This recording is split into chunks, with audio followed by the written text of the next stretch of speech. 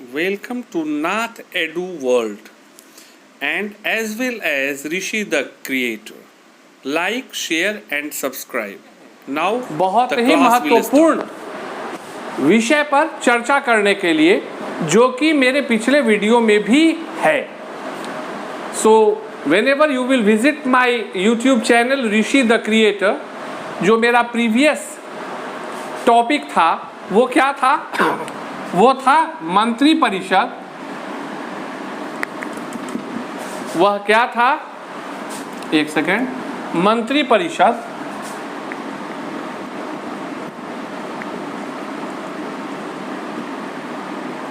और प्रधानमंत्री, इस पर हम चर्चा शुरू किए थे. लेकिन आज जिसको कहते हैं ना कि बहुत ही सामान्य, मतलब बोला जाए तो सरल भाषा में, अगर हमें पॉलिटी को सरल भाषा में समझना है तो मैं आज सिर्फ चर्चा करने जा रहा हूं प्रधानमंत्री को लेकर. भारत के प्रधानमंत्री मतलब प्राइम मिनिस्टर ऑफ इंडिया.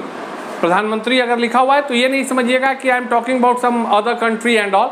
हम लोग टोटली फोकस करेंगे भारतीय संविधान पर, जो के आधार पर जो एक पद है प्रधानमंत्री का, उस पर आज हम चर्चा करेंगे और वो भी बिल्कुल सरल भाषा में.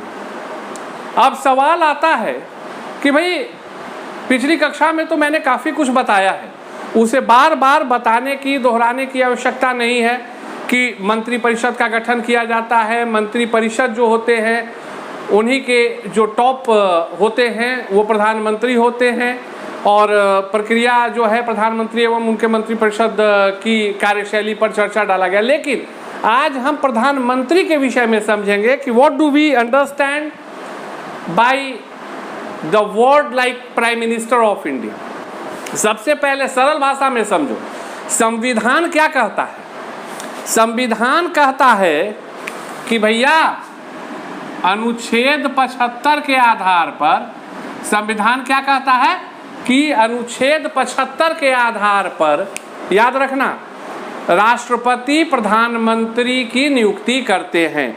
अनुच्छेद 75 के आधार के आलोक में राष्ट्रपति किनकी नियुक्ति करते हैं? प्रधानमंत्री की नियुक्ति करते हैं. मतलब संविधान के हिसाब से अगर तुम समझोगे ना तो ये समझ में आएगा कि संवैधानिक तौर पर राष्ट्रपति स्वविवेक पर फैसला लेते हैं और अनुच्छेद 75 के आलोक में प्रधानमंत्री की नियुक्ति करते हैं. लेकिन वास्तविकता ऐसा नहीं है.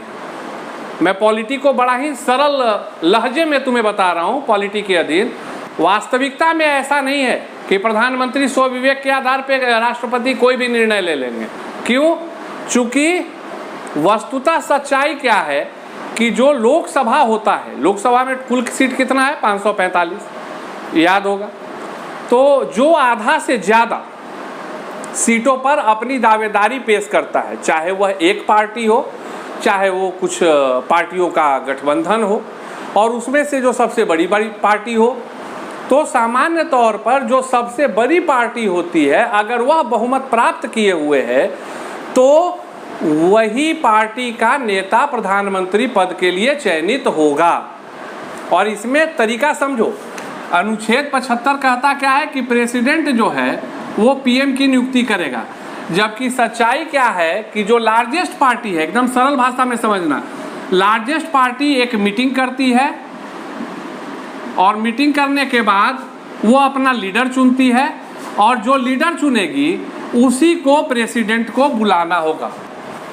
याद रखिएगा कि वास्तविकता संविधान के अनुसार तरीका यह है, जबकि वास्तविकता क्या है कि जो बहुमत प्राप्त की हुई सबसे बड़ी पार्टी होगी वह पार्टी अपने सांसद की जो है उसकी बैठक आयोजित करती है और उस पार्टी के बैठक में यह निर्णय होता है कि पार्टी का नेता कौन होगा. और जो नेता होगा राष्ट्रपति उसको क्या करेंगे? आमंत्रित करेंगे. उस लीडर को क्या करेंगे? आमंत्रित करेंगे प्रधानमंत्री के पद के लिए. सबसे बड़ी बात है. अब सवाल आएगा कि सर इसका मतलब क्या है कि क्या यह कहना कि राष्ट्रपति अपने स्वविवेक पर निर्णय लेते हैं यह पूर्णतः असत्य है? नहीं, ऐसी बात भी नहीं है. राष्ट्रपति की भूमिका तब महत्वपूर्ण होगी जब अब किसी पार्टी का स्पष्ट बहुमत नहीं है, किसी पार्टी का स्पष्ट बहुमत नहीं है। तो वैसी परिस्थिति में मैं आपको फिर से स्पष्ट करना चाहता हूं, जैसे मान लीजिए कि टोटल 100 सीट है, तो 100 सीट में मेजोरिटी के लिए कितना सीट चाहिए? 50 प्लस 51 चाहिए। बोलोगे हाँ सर 51 चाहिए, लेकिन वस्तु स्थिति है कि एक पार्टी को 30 सीट है, एक पार्टी को 35 सीट है और एक पार्टी को भी 36 सीट है और एक पार्टी को 35 सीट है। समझ रहे हो कि नहीं? अब इस चीज़ को तरीके से समझो ताकि बिल्कुल दिमाग में बैठ जाए। You will understand completely. Like total number of seats 100, for making the government you need 51 seats, but the 3 parties A, B and C is having 30 seats, 36 seats and 35 seats। तो अभी मैंने आपको क्या बताया, उस आधार पे बोलोगे कि सबसे बड़ी पार्टी का नेता मतलब क्या है? तुम बोलोगे कि सर इसका मतलब तो है कि जो प्रेसिडेंट हैं वो सीधे किसको इनवाइट कर देंगे? 36 वाले को। अब यहाँ पर स्वविवेक, यहाँ पर राष्ट्रपति की भूमिका बढ़ती है। क्यों? चूंकि अगर वह चाहें तो सबसे बड़ी पार्टी के आधार पर इसको भी बुलाया जा सकता है, पार्टी बी को भी बुलाया जा सकता है और उनको एक निश्चित समय दिया जाएगा कि इतना समय के अंदर आप बहुमत के इस जादुई आंकड़े को प्राप्त कीजिए। लेकिन अगर राष्ट्रपति चाहते हैं और राष्ट्रपति को यह 2 पार्टी मिलकर एक पत्र सौंपे कि मेरा लीडर एक्स है और हम लोग दोनों जो पार्टी है एक दूसरे को समर्थन देने के लिए तैयार, तो राष्ट्रपति क्या जोड़ेंगे कि 35 + 30 65, बहुमत कितना है? 51। मतलब अब जो है इसका आंकड़ा 65 का है, मतलब बहुमत प्राप्त है। तो वैसी परिस्थिति में राष्ट्रपति अगर चाहेंगे तो इस A और C गठबंधन को भी आमंत्रित कर सकते हैं। ये राष्ट्रपति के स्वविवेक पर, इस चीज को याद रखना है। और तब ये जो अनुच्छेद 75 की प्रासंगिकता है वह और भी बढ़ जाएगी। तब यह पूर्ण सार्थक होगी कि राष्ट्रपति स्वविवेक पर निर्णय करता है। अब सवाल आज जो हम ये क्लास लेने आए, इस बेसिक फंडा के बाद जो आज मूल मुद्दा मैंने सोचा कि भारत के प्रधानमंत्री के विषय में चर्चा करनी है। अभी तो मैंने प्रधानमंत्री के चयन को लेकर चर्चा किया, अब जो हम चर्चा करेंगे वो चर्चा करेंगे प्रधानमंत्री के विषय में, बड़ा ही आसान और सरलता के साथ। और इस चीज को आप समझिएगा। आप देखो भाई, तुम लोगों के साथ क्या होता है ना कि किताबी ज्ञानों में लगे रहते हो, जबकि मौलिकता जो है वह सरलतम शब्दों को अगर तरीके से डाला जाए तो वो चीज़ें आपको ज़्यादा आसानी से समझ में आ जानी चाहिए। आखिर प्रधानमंत्री जो होते हैं भारत के सापेक्ष में, परिपेक्ष, उनके शक्ति को कैसे समझा जाए? आखिर उनकी क्या शक्ति है? क्योंकि संविधान तो यह कहता है, संविधान के अनुसार जो भारतीय संविधान का जो सर्वोच्च पद है वह क्या है? राष्ट्रपति का है। तो उस हिसाब से तुम कहोगे कि पढ़ा भी यही गया है सर कि तमाम शक्तियां राष्ट्रपति में संनिहित होती हैं, सभी प्रकार के निर्णय जो है राष्ट्रपति करते हैं, राष्ट्रपति जब दस्तखत कर देते हैं तो कानून बन जाता है, अध्यादेश बन जाता है। तो आखिर वस्तु स्थिति में भारत के प्रधानमंत्री और राष्ट्रपति में कौन शक्तिशाली है? तो इस चीज को सरल वाक्य में समझ लो कि भारतीय संविधान के अनुसार राष्ट्रपति भारतीय लोकतंत्र का सर्वोच्च पदाधिकारी होता तो जरूर है, लेकिन तमाम शक्तियां प्रत्यक्ष या परोक्ष तौर पर प्रधानमंत्री के पास होती हैं। जैसे अगर किसी भारत में संकटकालीन परिस्थिति आ गई तो संकटकालीन परिस्थिति की घोषणा अगर करनी हो तो क्या राष्ट्रपति स्वविवेक पर करेंगे? घोषणा करना किसको है? राष्ट्रपति को है। लेकिन संकटकालीन परिस्थिति मतलब आपातकाल की घोषणा, जिसको आपातकाल इंदिरा गांधी जी के द्वारा घोषित आपातकाल, इमरजेंसी जिसको कहते हैं, जिसका नतीजा था जेपी आंदोलन, और उसके बाद क्या हुआ था? भारतीय लोकतंत्र में पहली बार गैर कांग्रेसी सरकार मोरारजी देसाई के नेतृत्व में बनी। तो संकटकालीन परिस्थितियों की घोषणा भी वह राष्ट्रपति स्वयं नहीं करते हैं, वह जो प्रधानमंत्री और उनका मंत्रिमंडल होता है उसकी लिखित सिफारिश के बाद, प्रधानमंत्री के लिखित सिफारिश के बाद ही आपातकाल की घोषणा राष्ट्रपति के द्वारा की जा सकती है। तमाम प्रकार के राष्ट्रपति देश विदेश का दौरा करते हैं, लेकिन इस चीज को याद रखना है कि भाई मंत्रिपरिषद और प्रधानमंत्री भी शक्ति रखते हैं, अपितु भारतीय लोकतंत्र में जैसे अमेरिका में क्या है, all powers are centralised into the hand of the president of America, but in India our ministers, group of ministers and prime ministers, they are having the right to make deal with their other counterpart. मतलब जो अब विदेश मंत्री हैं जयशंकर प्रसाद, वित्त मंत्री हैं, तो जो भारतीय लोकतंत्र में जो मंत्रिपरिषद है और प्रधानमंत्री हैं वह अपने विदेशी समकक्षों के साथ किसी भी प्रकार के समझौते पर हस्ताक्षर करने का अधिकार रखते हैं। जो क्षमादान जो आप सुनते होंगे कि उम्र कैद की सजा हो गई, फांसी की सजा हो गई और राष्ट्रपति के द्वारा उस अभियुक्त को क्षमादान दिया जा सकता है, तो इस चीज को भी आपको याद रखना है कि उस क्षमादान की सिफारिश भी मंत्रिपरिषद और प्रधानमंत्री के द्वारा ही की जाती है और तब जाकर राष्ट्रपति उस पर निर्णय ले सकते हैं। मतलब क्या है, सरल भाषा में अगर तुम समझो तो मतलब है कि सर अनुच्छेद 75 के अनुसार राष्ट्रपति प्रधानमंत्री की नियुक्ति करते हैं, ऐसा लिखा हुआ है, वह स्वविवेक पर निर्णय लेंगे, ऐसा लिखा हुआ है। But in fact the ultimate truth is that कि राष्ट्रपति के पास जो अधिकार है वह प्रतीकात्मक या लिखित तौर पर है, जबकि अपरोक्ष अधिकार जो होता है वह प्रधानमंत्री और उसके मंत्रिपरिषद के पास में ही होता है। इस चीज को याद रखना।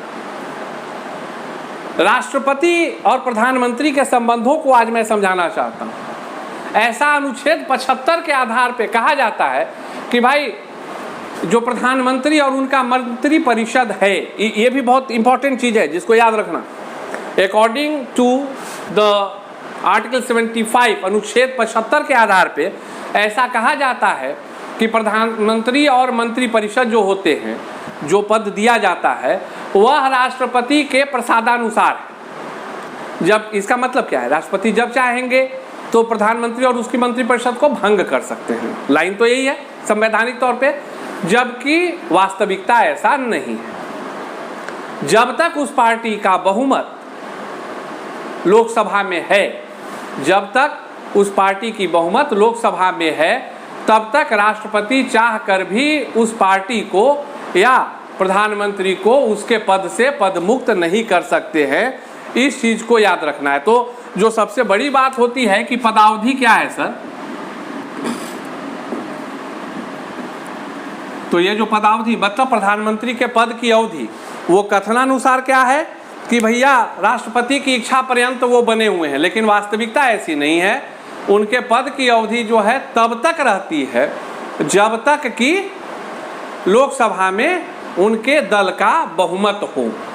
हाँ, मैक्सिमम क्या हो सकता है तो 5 इयर्स, अधिकतम क्या हो सकता है 5 इयर्स। क्यों? चूंकि लोकसभा का कार्यकाल ही अधिकतम 5 वर्षों का है। इस चीज को याद रखना है। अब सवाल आता है 2-3 चीज जो याद रखना है कि सर ठीक है, बहुत अच्छा चीज है, थोड़ा सा एक चर्चा कर दीजिए जो दिमाग में रहे पॉलिटी के तहत कि प्रधानमंत्री के कुछ अधिकार या कार्य के विषय में 2-3 लाइन हुई। तो याद रखना है कि राष्ट्रपति जो प्रेसिडेंट ऑफ इंडिया होते हैं, संघ के प्रशासन एवं विधि निर्माण की जानकारी देने का जो कार्य है, अब जैसे जो ग्रुप ऑफ मिनिस्टर्स और मिनिस्टर्स हैं, तो वो जिस प्रकार का एडमिनिस्ट्रेशन रिलेटेड इंफॉर्मेशंस या विधि निर्माण की जो जानकारी है वो राष्ट्रपति को पहुंचाने का, राष्ट्रपति को जानकारी देने का, सूचना देने का दायित्व किसका होता है तो प्रधानमंत्री का होता है। तो पहला काम क्या है कि राष्ट्रपति को संघ के प्रशासन एवं विधि निर्माण के प्रस्तावों की जानकारी देना। दूसरा क्या है, संघ के प्रशासन एवं विधि निर्माण के संबंध में राष्ट्रपति के द्वारा मांगी गई सूचना का आदान प्रदान। आपको खुद भी जानकारी देनी है, और अगर आप खुद जानकारी नहीं देते हैं, then this is the duty of prime minister of India to provide information to the president of India related to the administrative work as well as law making things. जो आप विधि निर्माण, जो कानून बना रहे हैं, उसके विषय में अगर राष्ट्रपति के द्वारा जानकारी मांगी जाती है तो प्रधानमंत्री का दायित्व तो रहेगा कि वह इसकी जानकारी राष्ट्रपति को दे। फिर तीसरा, राष्ट्रपति की इच्छा पर किसी मंत्री के व्यक्तिगत निर्णय को मंत्रिपरिषद के सामूहिक विचार विमर्श हेतु संपूर्ण मंत्रिपरिषद के समक्ष रखना। अगर मान लीजिए कि कोई मंत्री हैं और वह अपने विभाग से, अपने डिपार्टमेंट से संबंधित कोई निर्णय लेते हैं और राष्ट्रपति चाहते हैं कि इसकी चर्चा जो है मंत्रिपरिषद की बैठक में हो, तो यह प्रधानमंत्री का कर्तव्य होता है, प्रधानमंत्री की जिम्मेवारी होती है कि उस निर्णय को मंत्रिपरिषद के पास रखा जाए, मंत्रिपरिषद के समक्ष उसको रखकर और उसके प्रस्तावों की चर्चा की जाए। अब सवाल आता है कि सर बिल्कुल सरल भाषा में कुछ और समझा दीजिए। तो प्रधानमंत्री का सबसे महत्वपूर्ण कार्य सरल भाषा में क्या कहोगे भाई? अभी अब जैसे एटॉमिक एनर्जी का हेड कौन है? एटॉमिक एनर्जी का हेड कौन है? स्पेस एनर्जी का हेड कौन है? तो आपको पता होगा कि कई संवेदनशील विभाग होते हैं जो प्रधानमंत्री अपने पास रखते हैं, कई संवेदनशील विभाग होते हैं जो प्रधानमंत्री अपने पास रखते हैं, उसके लिए किसी भी मंत्री की नियुक्ति नहीं की जाती है। तो वस्तुतः क्या है कि प्रधानमंत्री जो है, आखिर प्रधानमंत्री का कार्य क्या है? सारे मंत्रिपरिषद के जितने विभाग हैं और जितने मंत्री हैं, उनके कार्यों की निगरानी करना प्रधानमंत्री का काम है। तो वस्तुतः अगर प्रधानमंत्री के कार्य के विषय में बोला जाए तो यह भी आप कह सकते हैं कि सभी मंत्रालयों के कार्यों पर निगरानी रखना भी प्रधानमंत्री के कार्यों में आता है। सरकार का मुखिया कौन होता है? प्रधानमंत्री होता है। अर्थात कई बार ऐसी परिस्थिति सुनते होंगे, और भारतीय लोकतंत्र में विगत कुछ वर्षों में यह ज़्यादा हुआ है कि कोई भी अगर घटना घटती है तो कहा जाता है कि प्रधानमंत्री को अपने पद से इस्तीफा दे देना चाहिए। या वर्षों पहले आप सुने होंगे कि एक रेल दुर्घटना हुई थी और लाल बहादुर शास्त्री जी ने अपने पद से इस्तीफा दे दिया था। तो अब पहले स्व विवेक पर होता था, आत्मिक तौर पर लोग निर्णय लेते थे, लेकिन अब यह इस्तीफा मांगने का दौर चलता है। इसका मतलब क्या है? प्रधानमंत्री को जो है सभी विभागों का दायित्व लेना पड़ता है। प्रधानमंत्री को सभी विभागों का दायित्व लेना होता है।